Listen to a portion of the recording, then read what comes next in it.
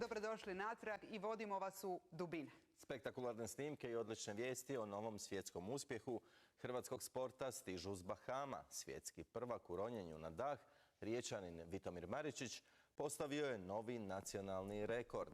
Sa stereoperajama Maričić je zaronio na dubinu od 101 metra. Natjecanje je održano u takozvanoj plavoj jami na Bahamima, nevjerojatnom prirodnom fenomenu, najvećoj jami koja je ikad otkrivena u oceanima. Plava rupa duboka je 200, a široka 25 metara, što čini idealne uvjete za ovo elitno natjecanje. Riječanin je bez peraja zaronio na 80 metara dubine, te na ovom natjecanju ukupno zauzeo 3. mjesto u disciplinama koje se boduju.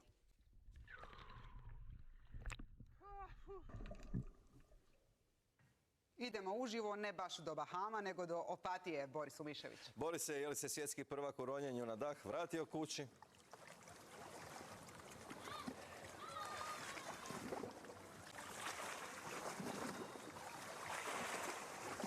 Borise, jel se čujemo?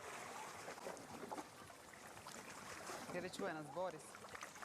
Je, svjetski prvak se vratio sa Bahama i evo, dočekao nas je ovdje pokraj Opatije, pokraj rijeke, u okružju u kojem se on najbolje osjeća u moru. Gospodin Maričić, prvo čestitke na rekordu. Hvala. Zanima me 101 metar. Koliko vremena, dakle, samo na dah onda, kad govorimo o tom 101 metru, provedete pod vodom bez zraka? Pa to dosta ovisi o disciplini koju radimo.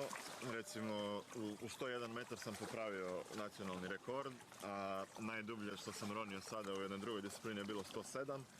I zaron na 107 mi je bio kraći dosta nego zaron na 101. Ali otprilike to što 5, 6, 10 minuta, koliko bez Pa zraka? ne, recimo dubinski zaron i tako od 3 do 4 minute, tako neke dubine oko 100 metara. Ako je neka tehnika u redu, ako je sve u redu, zna se razdužiti, ali maksimalno do 5 minuta. O čemu razmišljate dok ste 100 metara pod vodom? Znači jedna za mnoge ljude nadrealna situacija. Kako se smirujete, kako to izgleda 100 metara pod vodom? Pa idealno o ničemu. Znači sva ova priprema i neke tehnike disanja, meditativne tehnike koje koristimo u biti u onih 5 do 10 minuta prije zarona. I u biti tamo se odradi cijeli zaron. Ako se tamo dobro posloži tijelo i onda zaron ide automatizmom i sve je zapravo vrlo jednostavno i u tom jednom flowu smo i sve funkcionira. Vama je vrlo jednostavno, ali nama se to čini kao, mislim i je nemoguća misija za većinu ljudi. Kako se čovjek priprema tjelesno, ali pretpostavljam da je i mentalno jako bitno za ovakvu vrstu sporta? Ipak ekstremnog sporta. Pa neke bazične pripreme kao i svaki drugi sport, ovisno o periodu sezone, dakle neke aerobne, anaerobne, eksplozivne pripreme, sve to skupa. A onda specifične pripreme, naravno, jako je teško simulirati tako veliku dubinu i more, iako već imamo cijeli niz programa koji jako dobro to simuliraju i u bazenu.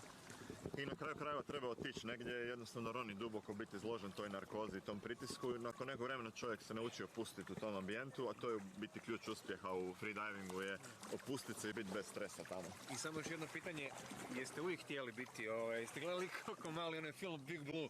Naravno, to smo svi gledali, ne? Jeste uvijek htjeli biti? Svaki ronioc na dah je gledao Big Blue i... Više puta sigurno. I prije nego sam gledao Big Blue, ne znam kako sam došao na tu ideju, ko mali sam uvijek ronio školjke i uvijek mi je stvarno bila želja da budem nekad neki ronioc na dah, ostvarim nešto, zaronim jako duboko i vidim kako taj svijet funkcionira. Tako da evo, na neki način živim neki svoj san. Jednu stvar bi samo iskoristio dok imam privilegiju biti sa svjetskim prvakom. Hoćete im pokazati malo kako to funkcionira kod vas u podvodnom svijetu, može? Pa naravno, evo, možemo. Ajde još dok ima dana. Ajde, probajmo.